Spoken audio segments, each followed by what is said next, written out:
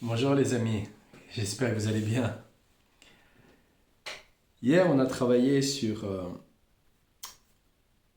le secret d'un enseignement ésotérique que Rabbinou il nous dévoile à travers le mois d'Éoul. Et le repentir, qui est la chose la plus importante à mettre en place, va nous permettre de nous accepter tels que nous sommes. C'est parce que bien souvent, on veut toujours être supérieur à soi-même, on veut toujours augmenter, être le meilleur, aller vers le plus, plus, plus, plus, plus. Et au final, on ne s'aperçoit pas que c'est comme ça qu'on est dans l'orgueil. C'est comme ça qu'on est dans le championnat du monde de l'illusion. Et on va vers où avec ça? Il y a une grande différence entre se dépasser et être le meilleur. Et très souvent, qu'est-ce qu'on fait? On fait un amalgame. Et donc, en faisant cet amalgame, on passe à côté parce que on a honte. On a honte d'avouer qu'on s'est trompé. On a honte d'avouer que là, aujourd'hui, c'est pas le top, et ça va quand même. Ça va quand même. Alors, soit on passe d'un côté euh, où on va se plaindre, ou soit on va passer d'un autre côté où pas du tout. On n'en parle pas du tout. Et c'est toujours la tranche, c'est toujours le milieu qui est important. C'est toujours de reconnaître que on pourrait aller mieux. Donc on va chercher à se dépasser. Et en cherchant à se dépasser, forcément, on trouve à se dépasser. Parce que même si on a réussi à se dépasser une seconde, ça paraît très peu une seconde. Ça paraît très peu. Mais si c'est répété 60 fois dans la journée, ça fait une minute. Alors si on dit une minute comme ça, c'est pareil, ça peut paraître très peu aussi. Mais si on reconsidère Hachem, Hachem qui est le tout. Donc il est ce tout qu'on pourrait aussi appeler le macrocosme, mais il est aussi ce tout qu'on pourrait aussi appeler le microcosme. Donc en fait, Hachem, il est cette petite cellule microscopique qui comporte la totalité. Et c'est là le message de Hanouka. La petite lumière, la petite fiole que l'on va allumer, la petite lumière que l'on allume, et qui en vérité contient l'élément absolu, la lumière de l'infini. La lumière de l'infini, cette lumière qui n'existe pas ici. Elle n'existe pas. Et pourtant, c'est contenu dans une toute petite lumière. Et nous, qu'est-ce que l'on fait avec cette habitude d'assimilation que l'on a? On s'est laissé prendre au jeu. On s'est laissé prendre au jeu, mais bon, ça fait partie aussi du schéma. Du schéma que non pas le schéma Israël, mais le schéma que Hachem y veut pour nous, hein. Ça fait partie et ça fait partie de cette règle que Hachem il veut en fait pour nous, c'est que nous puissions devenir hermétiques aux histoires des autres peuplades. Si les autres, ils ont décidé de boire, je ne sais pas, du coca, ça les regarde. C'est pas nous. Nous, c'est pas notre C'est pas notre chemin. C'est pas à nous de faire ça. Si les autres, ils ont décidé de manger, je sais que je vais vous surprendre en disant ça, mais manger un couscous, c'est pas nous. Non. C'est pas parce qu'on a atterri au XVe siècle au Maroc que nécessairement on doit aussi s'assimiler avec les traditions culinaires. Non, non, non, non. C'est pas nous. Non, c'est pas nous. Ça peut être très très bon. Oui, certes, c'est très bon. Il y a il y a plein de choses que moi aussi je fais. Hein, je prépare hein, les plats de ma grand-mère. Oui, oui, je les prépare. Les plats de ma mère, je les prépare aussi. Mais c'est pas nous en vérité. Et Hachem, même si je donne cet exemple par rapport à la nourriture, ben Hachem, il nous le dit, mais sur tous les plans. Tous les plans. Et comment on fait pour véritablement rencontrer le plus petit, la plus petite chose, et comprendre que dans cette petite chose qui est infime, infime, c'est infime, infime, infime. Ça paraît infime en fait, quand on sait le faire, le repentir. Ça paraît petit en fait. Et pourtant, tout ce qui est simple, tout ce qui est simple est immensément grand. Tout ce qui est simple est infini, infini. Et c'est dans ce chemin, c'est dans ce message que on fête Hanouka, qui nous dit vous êtes là, vous êtes avec ces peuples, parce qu'on est en diaspora, vous êtes avec ces peuples-là, mais vous n'avez pas à les imiter. Parce que quand on commence à les imiter, qu'est-ce qui se passe? Comme on dit ici en France, on dit comme on fait son lit, on se couche. Donc si on commence à les imiter, eh bien on prend aussi leurs problèmes. Et au final, leurs problèmes, ben, au final, on est comme eux. On devient comme tout le monde, là. Et donc comme on devient comme eux, ben, ils peuvent se croire supérieurs. Ils peuvent avoir des envies de destruction en nous obligeant, comme ça s'est passé dans l'Antiquité grecque, où ils ont cherché à nous enlever carrément la Torah. Parce que vous êtes devenus comme nous, ça y est, voilà. Mangez un steak frites comme nous, buvez du vin comme nous, buvez un pastis comme nous. Vous êtes comme nous, pareil, ça y est. Ça y est. Et puis au final, qu'est-ce qu'il y a en devenant comme eux? C'est pas qu'il y a une question de ce qui est mal ou ce qui est bien. Non, c'est juste que quand on porte une identité, on ne doit surtout pas essayer de ressembler aux autres. Il n'y a pas de comparaison à avoir. Et il n'y a pas de mélange à avoir dans le sens où on ne doit pas porter leur identité, puisque sinon ils vont se comporter avec nous exactement comme ils se comportent avec les autres. Quelqu'un qui est intelligent, il va avoir le sentiment que quand il s'adresse à un autre, il est aussi intelligent. Quand quelqu'un est gentil, il va avoir le sentiment que les gens aussi sont gentils.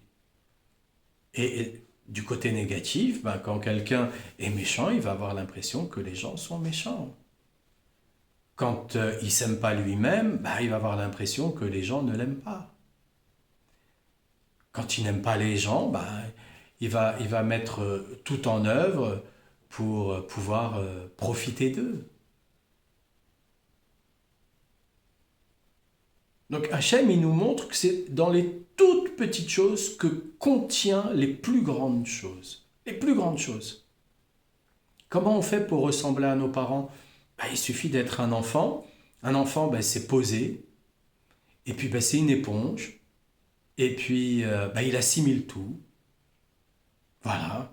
Et puis ensuite, il va parler comme son père. Alors son père est fier. Mais est-ce que, en tant que père, on a envie que nos enfants soient comme nous? Non, non, surtout pas, non. Non, surtout pas. Qu'ils soient comme eux, ils doivent être. C'est la meilleure des choses. Eux, comme ils doivent être, et pas meilleurs que nous non plus, parce que c'est pas une compétition. C'est pas une compétition, il n'y a aucune compétition à avoir. Ils doivent être comme eux, ils doivent être, et aller le plus possible trouver la plénitude dans les plus petits gestes qu'il peut y avoir dans la vie de tous les jours. Reconnaître les plus petites choses comme étant des choses magnifiques. Dire merci parce que juste on respire. Et c'est ce qui nous enseigne Rabbi Nachman, il nous enseigne le repentir, comme nous ont enseigné nos sages, comme nous a enseigné aussi Moshe Rabbeinu, et comme on nous enseignera encore et encore et encore à travers les âges, jusqu'à temps que le monde futur soit totalement installé, puisque même si le Mashiach arrive, et j'espère qu'il va arriver, eh bien, il va nous falloir encore apprendre. Parce qu'on aura encore beaucoup de défauts à travers nos réflexes. Mais on aura cette lumière en présence qui nous aidera beaucoup plus facilement à l'identifier sans... Vous savez, comme vous êtes dans la cuisine et vous avez quelqu'un qui est devant vous et il lâche une assiette, il la fait tomber par terre, elle se casse, il dit « Ah, c'est pas moi !» Mais je viens de te voir. « Ah non, non, non, c'est pas moi !» Cette mauvaise foi-là, cette mauvaise foi qui est inclue avec la lumière dans laquelle nous vivons là sur la terre. Elle est inclue avec, puisque c'est une lumière où on n'y voit pas grand-chose. On n'y voit pas grand-chose. Si le matériel n'existait pas, on ne verrait rien du tout, en fait. Il y a beaucoup de gens qui, on leur enlève leur smartphone, on leur enlève la technologie, on les met juste 21 jours sur un hamac dans une forêt, sans musique, sans lecture, sans rien, juste avec eux-mêmes et les moustiques qui y a autour. Et ils supportent pas. Ils supportent pas. C'est trop difficile pour eux. C'est trop difficile. On est obligé de venir les voir constamment et de venir leur parler parce que sinon, ils supportent pas le fait d'être avec eux-mêmes dans ce silence qui n'est pas un silence parce que dans la forêt en Amazonie, c'est le bruit constamment. Quand il y a du silence, c'est qu'il y a un danger. Donc, ils supportent pas. Ils supportent pas. Donc, il y en a plein des gens comme ça, malheureusement, qui sont addicts et qui ne le voient pas. Donc, le repentir en lui-même, il est là. Il est cette simplicité, il est cette communication avec Hachem en permanence pour qu'en permanence, on puisse aller trouver la lumière qui n'existe pas sur la terre. Celle qui va, parce qu'on est en train de parler, en train de communiquer, celle qui va nous dire « Ah oui, mais c'est vrai, j'y avais pas pensé. Mais oui, c'est vrai. Oh, j'y avais pas pensé. Oh, qu'est-ce que j'étais loin d'y penser. » C'est ça le repentir. Le repentir, il est fait pour ça. Le repentir, il a l'air très très simple comme ça. Quoique, rien que le terme en lui-même, il peut être très difficile à digérer.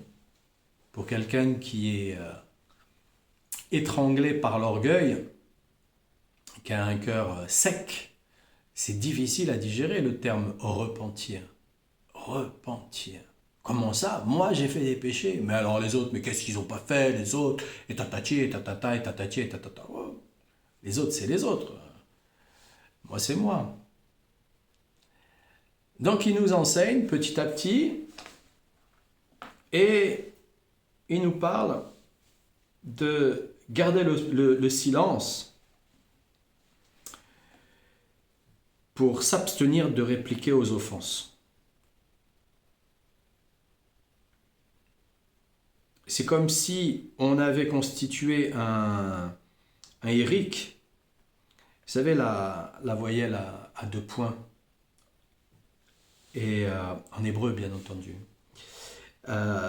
Comme l'on trouve écrit dans les tikkunei Azohar, et sous ses pieds se trouve comme un bloc translucide façonné à partir du saphir. Exode 24, verset 10. Et il s'agit du hiéric, en fait. Et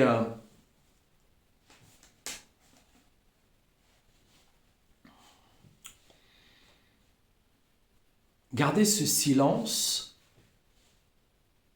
il est tellement important, parce que de cette manière-là, déjà on ne va pas alimenter le débat.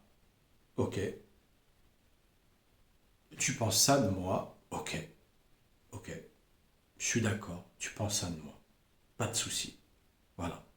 Mais moi, qu'est-ce que je pense de moi, là, dans cette situation? Voilà. C'est ça surtout le repentir. C'est qu'est-ce que je pense de moi dans cette situation? Est-ce que là, à ce moment-là, en gardant le silence, justement, eh bien, comme on dit, si tu veux connaître tous tes défauts, va voir ton ennemi. Il n'y a que lui qui peut nous les dire quelque part.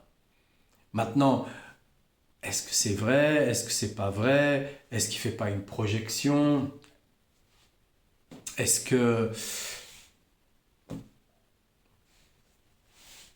il n'est pas dans la mauvaise foi à vouloir absolument nous faire porter un fardeau, une justification pour se faire passer et se considérer en tant que victime? Est-ce qu'il ne fait pas un transfert? Bref, c'est beaucoup de mots, et la simple action est bien plus forte. Le silence. Gardez le silence. Voilà. Dites la vérité, rien que la vérité. Gardez le silence, tout simplement. Ça évite beaucoup de polémiques. Ça évite plein de choses. Parce que bon, ok, on comprend. Parfois l'individu en lui-même, il est en train de nous parler. Mais en fait, on est en train de se dire, mais en fait, il est en train de parler de lui. Il parle de lui. On aurait envie de lui répondre, super, magnifique, t'as réussi à te comprendre. Oh, dis donc, t'en as fait du chemin pour arriver jusque-là. Voilà, je t'ai servi d'interprète dans ta propre compréhension. Je suis désolé de m'être comporté de cette manière-là, mais apparemment, ça a servi. Bon, ça c'est parce qu'on a monté d'un niveau, on est passé à un niveau au-dessus. Mais ça peut nous arriver de comprendre la situation de cette manière-là. Parce qu'on comprend qu'en fait, oui, Hachem, il est caché derrière tout le monde. Derrière tout le monde. Donc quand un individu, il vient nous parler, en fait, c'est Hachem qui nous parle. Donc on écoute.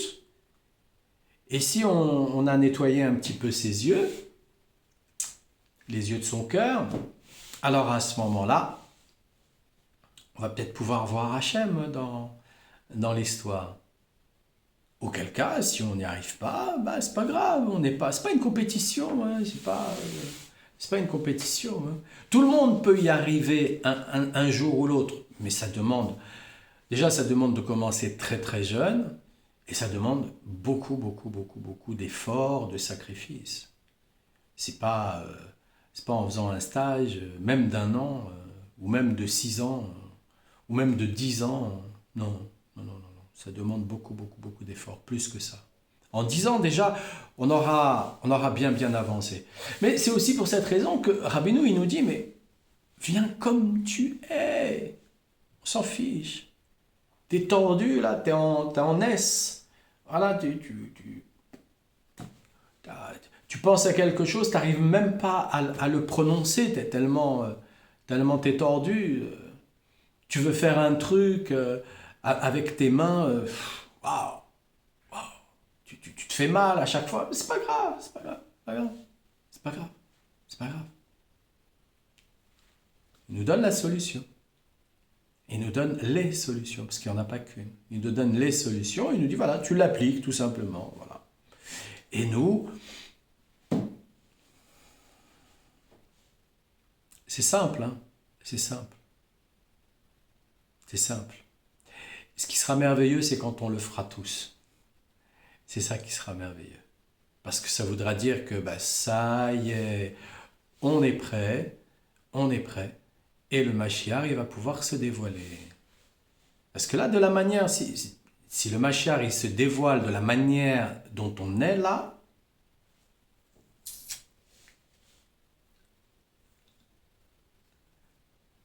même le plus chaud des hammams, il est pas assez chaud tellement on va transpirer, on va passer à la moulinette.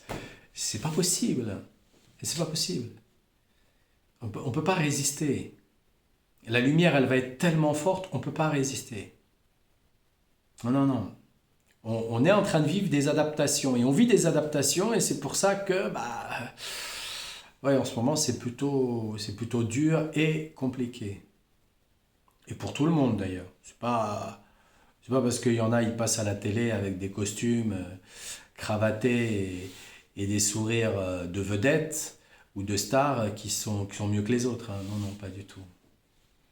Comme on dit, il faut marcher avec eux pendant 3 lunes pour connaître un individu, hein. Donc il faut porter ses vêtements, porter ses chaussures, vivre avec lui.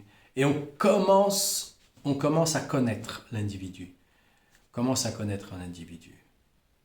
Sans ça, non, là, c'est pas possible. C'est pas possible. Donc, on sort de l'illusion, quoi.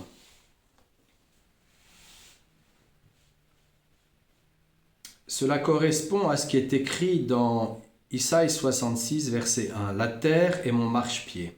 Adom Raglai. Le mot Adom est apparenté au mot Demima, silence. Et le ririk constitue le point inférieur de la lettre Aleph. Le point supérieur de la lettre Aleph, quant à lui, correspond au Keter, donc à la couronne. On trouve une référence à cela dans Ézéchiel 1, verset 26. Et au-dessus du firmament qui dominait leur tête apparaissait comme une pierre de saphir en forme de trône. Il s'agit du point supérieur qui est comme dissimulé au-dessus du Vav, du Aleph, dénommé le firmament. Le point supérieur du Aleph représente le trône dissimulé. La même idée figure dans le traité de Hagiga 13, verset A, où à propos des secrets de la création, il est dit « N'essaie pas d'investiguer ce qui est au-delà de toi et n'essaie pas de rechercher ce qu'on a voulu te dissimuler. »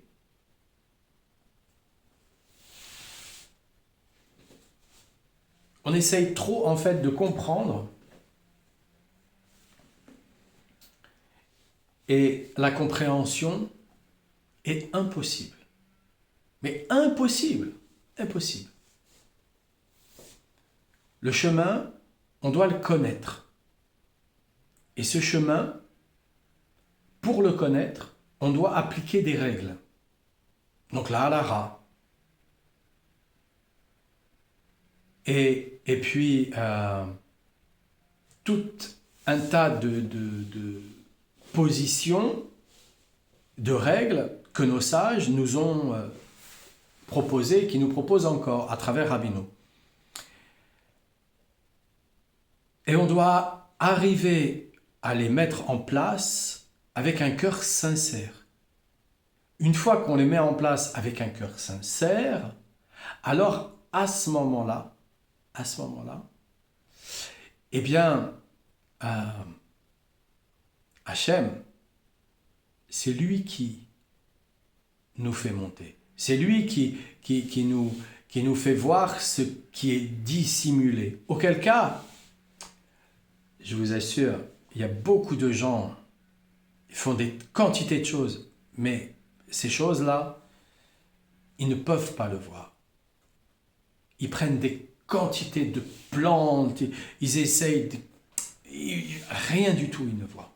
Rien du tout ils ne voient. On ne peut en aucun cas marchander avec Hachem. Il nous a donné le mode d'emploi, à nous de l'appliquer. Maintenant, si on ne peut pas l'appliquer, avec Rabbeinu, il nous aide justement par rapport à ses mérites. Mais c'est une énorme chance. C'est une énorme chance. Une énorme chance. La lettre Aleph constitue comme un schéma du repentir accepté par Dieu. Le point supérieur du Aleph, le Keter, symbolise l'honneur dû à Dieu, qui n'est pas sujet à investigation. Le Vav, qui forme l'ossature du Aleph, représente le firmament, c'est-à-dire le ciel appelé en hébreu Shamaï. Shamaïm. Là où il y a du feu et de l'eau. C'est une allusion à l'état de honte de celui qu'on offense, car son visage change de couleur. D'où l'évocation du ciel dans lequel on peut trouver toutes les couleurs, et c'est grâce au fait qu'il se soit tu, malgré la honte, qu'il devient l'homme digne de siéger sur le trône.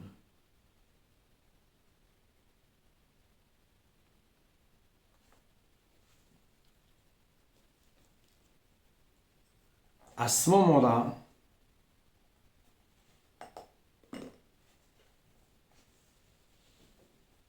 on a laissé partir toute forme d'orgueil.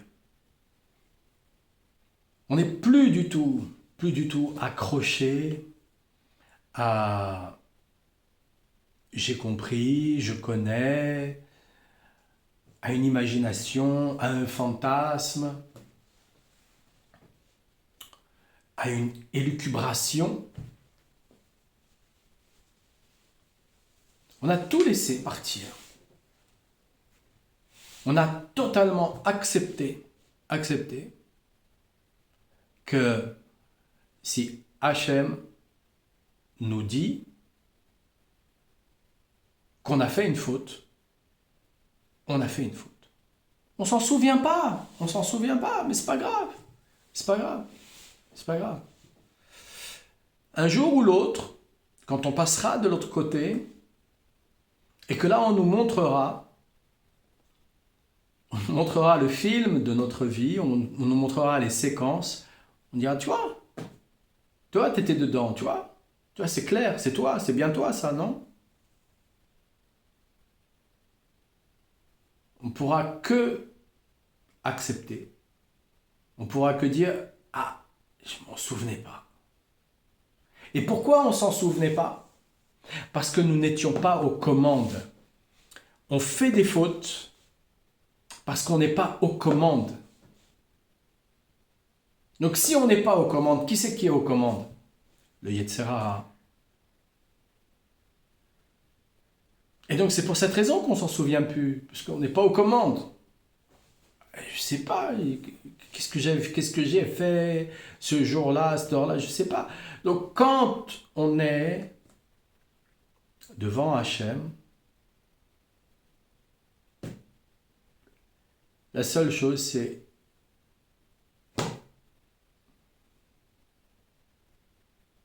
lui qui a raison. Et j'ai forcément des choses à comprendre. Donc je me repentis. Je me repentis. C'est ce qu'on trouve écrit dans la vision d'Ézéchiel déjà citée. Il y avait au-dessus du trône comme une silhouette à la forme humaine. Car le mot Adam, homme, s'écrit avec un aleph, et donc celui qui est capable de se taire, donc être d'homme, un muet, face aux offenses, reçoit le aleph et complète son nom en Adam. Si bien qu'il est devenu pleinement homme, pouvant siéger sur le trône.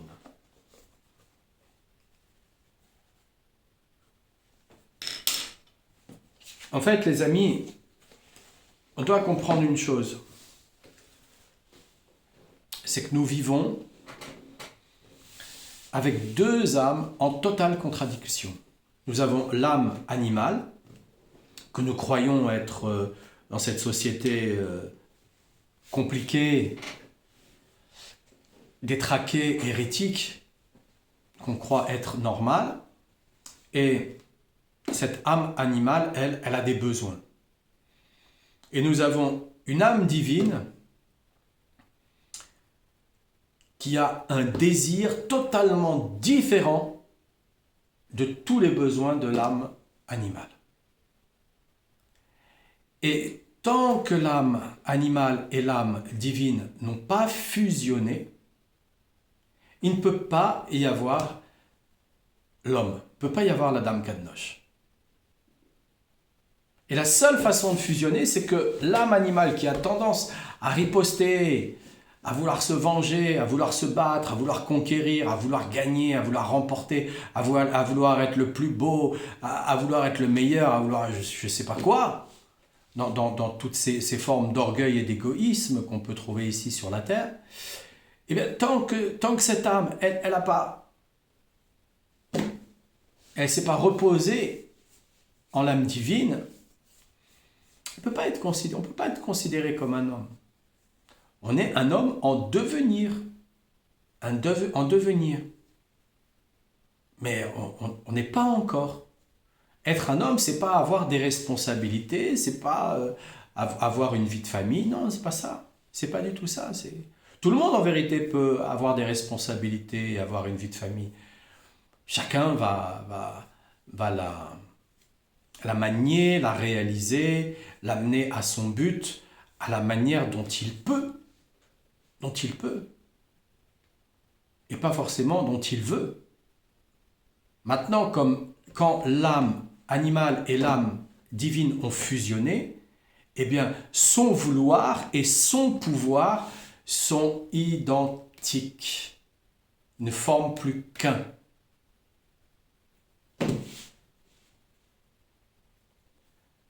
Voilà ce que j'avais à étudier avec vous aujourd'hui. Et puis demain, on va continuer encore l'étude. On sera à quelques heures de l'approche de l'allumage des bougies de Hanouka. Et puis, je vous souhaite une excellente journée, plein de belles choses, plein de bonnes nouvelles. Et à demain les amis.